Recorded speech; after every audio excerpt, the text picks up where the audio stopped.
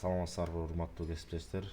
Мен силерге бүгүн ArcGIS программасынын жардамы аркылуу кантип оцифровка кылышты, кантип сохранить этиш керекти сиздерге көрсөтүп берем. Биз бул жерде добавить данныйды басабыз. Ал үчүн биз растрды кошобуз биринчи. Растрды кошуш үчүн добавить данныйды басып, бул жерде керектүү ортофотону киргизип алабыз дагы. Эми буга биз векторду кошобуз.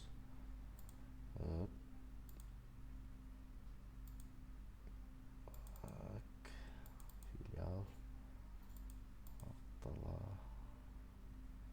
Конорчок жерге тал Баят деп коелу, например. Бул жерге биз настройка кылып алабыз өзүбүздүн цветин деген бул кызыл кылып коелу дагы. Мына биз керектүү слойду киргизип алдык. Эми биз ушул слой менен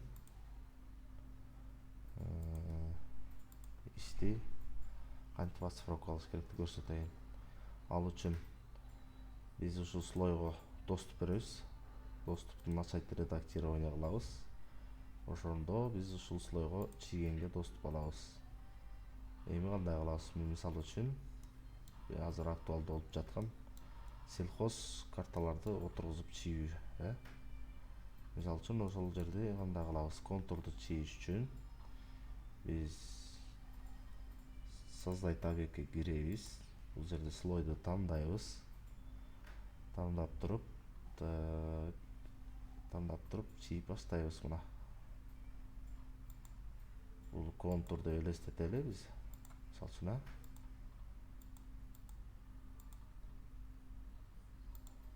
оцифровканы кылабыз.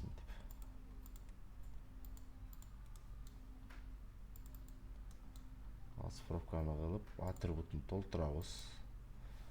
Мисалы үчүн пробкод биздин энибиз да.